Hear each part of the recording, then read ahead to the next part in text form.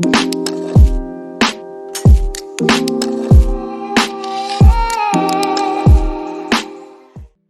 and welcome back to the channel everyone. I hope that you all are well and you're having a nice time. I am back with another video, and in this one I'm going to be running you through my team selection for FPL GW24. I'm going to take you directly to the planner where I'm going to discuss what my plans are, what my picks are, because it would be easier for me to navigate through and it would be easier for you to understand.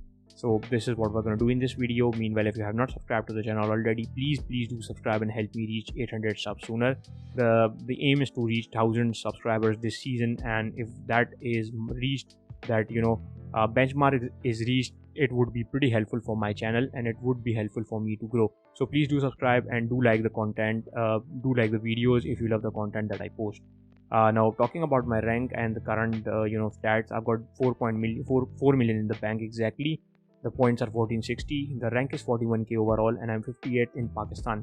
So the rank is pretty alright, but we're gonna push more and more to finish with a decent rank this season. I still think that we're doing alright as far as the rank is concerned, but we're gonna push through and push harder so that we finish at a decent rank. And a decent rank could be anything above 41k obviously, because I'm currently on 41k. So jokes apart, now let's move on to the planner directly. Now on your screens is the planner. I'm going to start from the goalkeeper like always. At 4.5 million, Ariza Balaga is offering me a lot more points than Ederson, and that is one reason why I've benched Ederson and played Ariza Balaga in this one. I mean, he makes a lot of save points, and as you can see in the other games he has, apart from the Southampton game, which I think could be a potential one for the clean sheet, because Southampton are in an awful position, they are in an awful situation and they are not playing good football, and that is one reason why I think that Ariza Balaga could be a good one, and you could double up. I am doubling up with James and Ariza Balaga to get that 6-6 pointer. That would be a total of 12 points if what is predicted by me goes my way. So with Ariza Balaga you get those saving points. With obviously Kepa you get those saving points, and with Ederson there are none. Manchester City has a better defense. I mean, on paper they have a better defense, but if they concede goal, there is nothing from Ederson. He doesn't make a lot of saves, and that is one thing that Kepa offers. So that is why I've played Kepa, and I think I would continue to play him as far as I do not find another option. And I would be talking about other keeper too that I'm currently looking at, but this is how my keepers are looking like for Game Week 24. Then obviously I've got Trippier. He is a must-own. I would play him. I mean, he has lost clean sheets in 2 back-to-back games, but with Trippier you can always see those bonus points when he keeps a clean sheet, and there is always a chance of the attacking returns that he actually provides. Then we move on to Shaw. I really regret not playing Shaw this week. I thought that Leeds might score a goal and Manchester United might concede, and Shaw would definitely made that 2-pointer, as he was expected to play that centre back role. He was playing that centre back role, but he still ended up with an assist and the bonus points, and that is something I missed out on, and we couldn't get the huge rank boost, but still a green arrow, so no complaints from my side. So I would play him in this fixture, not to miss out on those points if there are any in this one. Then obviously James, I bought him and I kept him since he was injured, so we're gonna keep him, and I think that he still has that attacking rhythm, attacking possibility in him. Once he gets back into rhythm, I think that he can provide those attacking returns that we are desperately in need from the wing backs, and that is why he stays in.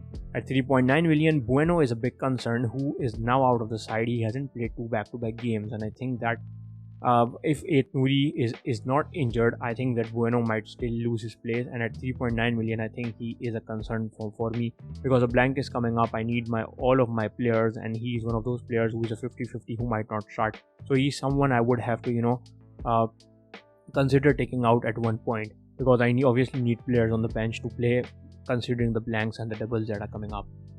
Then we look at the 5th defender, and that is obviously Ben White, who is not starting today. I'm recording this video before the Arsenal City game, and Ben White is not starting, and that was expected because Tomiyasu is back, and I think that Ben White would be under the rotation risk, as now Tomiyasu is back and he is one of the contenders who might give a tough time to Ben White, because Ben White has been alright. He's not been very good for so he's not been as good as if I claim that he is being wrongly benched, because I think that what if Tomiyasu plays well? If he does good in this game, I think Ben White's position would be under a little bit threat from FPL wise. So at 4.7 million, obviously it is somewhat a costly price for me. I would have to look at some other other defensive options if Ben White is to be benched in more potential games. And obviously Arsenal is not keeping a lot of clean sheets too. Then we move on to the midfielders. Mahrez stays in at 7.8 million. I've talked about him a lot. He's a good short-term pick, and a lot of people already own Kevin De Bruyne. So I think that Mahrez could be a big differential. If you have Mahrez, I'd say retain him. Retain him for the short period. As soon as he starts getting benched, you've got other options to move on to. James Maddison is one of the contenders you can look at in the midfield if you are to move from Mahrez, but obviously not too sooner because he's got two good fixtures, and we'll see how he does too. Because he's starting today against Arsenal. Then Rashford is a must-own. He is in the form of his life, and Leicester obviously a defensive weaker side, not as balanced as obviously Manchester United. So I'd say stick with Rashford, hold him for the blank game week 2. Then we move on to Saka, another must-own. They've got a double, as you can see in game week 25, so he is not a must-own. If you've got Odegaard and Martinelli, that's all right. Martinelli is a bit under risk too, so if you can move on to Saka or Trossard, you can. But if you've got Martinelli and you're looking at other options, you might also look at other options too. But those who own Saka, obviously retain him for the good fixtures he has. And even if he blanks, he is expected to be on the pens, and he is usually among goals and assists. So keep him, and then they've got potential double. And similar is the case with Odegaard. A lot of people brought Odegaard in game week 23, and they are now expecting to move out with him because they think that Arsenal might have lost the golden touch. But I think Odegaard is also a must-own. I mean, at 7 million, you are getting some good potential returns from him, and the people that already own him have enjoyed some returns from him. He is one of those midfielders that play the free role. He's into the box. He defends. Sometimes he's defending. Sometimes he's into the box. He has a good eye for the key passes. He's among the assists, and he can score too. So keep him. As you can see, he's got Aston Villa, good fixture. Leicester, a good fixture because they are defensively weaker. Everton, another good fixture. Bournemouth and Fulham. These are all good fixtures for Arsenal. So I'd say you go on with the double up. As soon as you find a better option, you move out from him, but at least keep him for the doubles that are coming up. Then we move on to the fifth midfielder that I have on the bench, and that is Andreas. Obviously, Andreas has been on the bench for a while.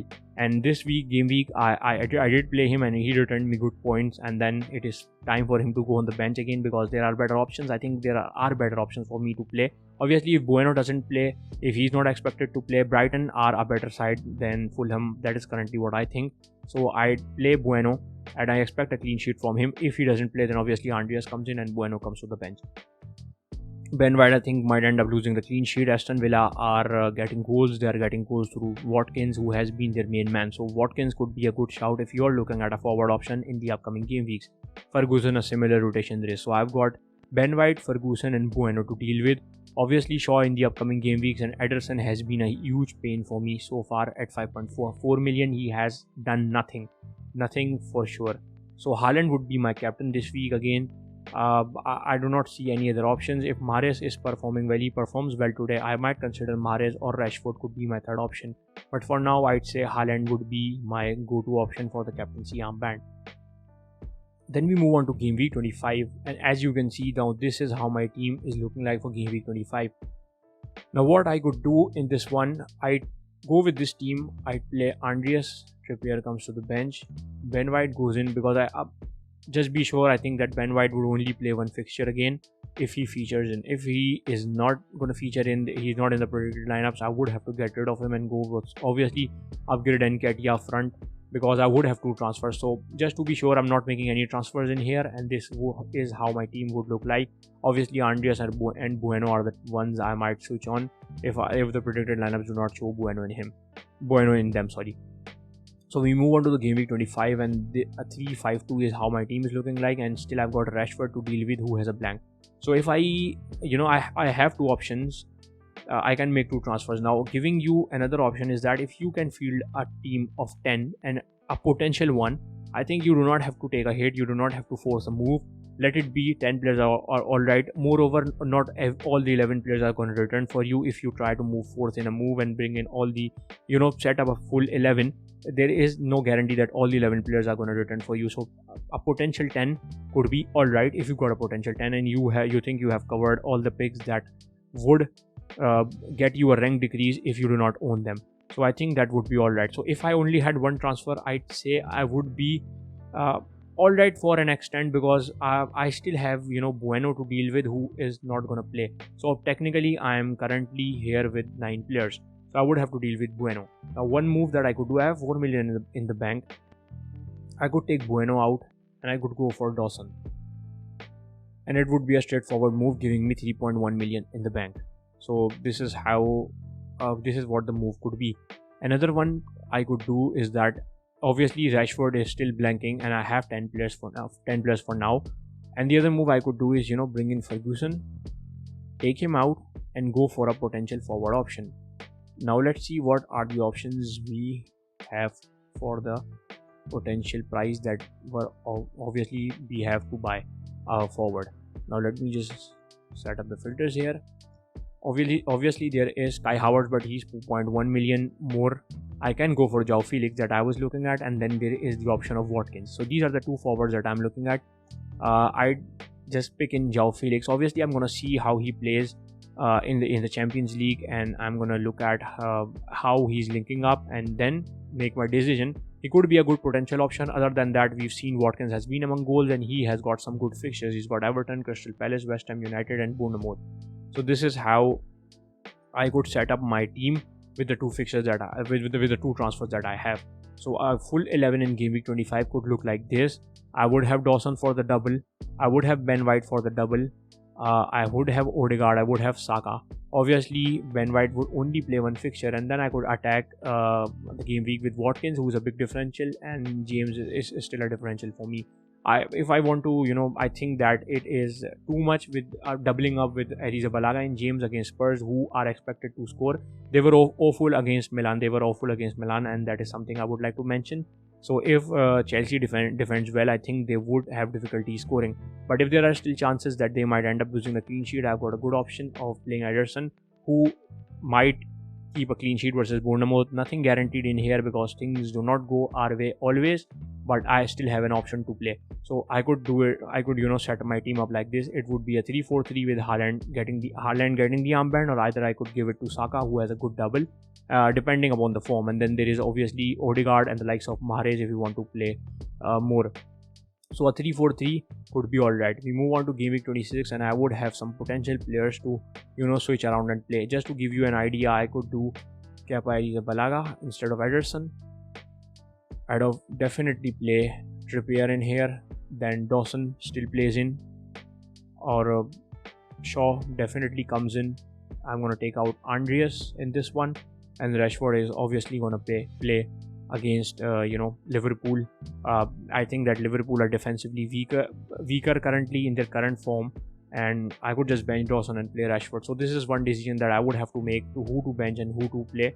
But this is currently how my 26 would look like, and I would definitely roll the transfer because I think that there are I do not have to force a transfer in here. So this is how till 2026 I'm settled. We move back to 25. This is currently how my 25 is looking like. I've shown you the two potential transfers that I'm currently intending. Either Watkins or João Felix comes in. I've got still 0.5 million. I've made the transfer of Dawson, who has good two doubles. Then they've got two difficult fixtures, and then Leeds come in. And I think that still Wolves are a pretty compact side. At home, it is pretty hard to score against them.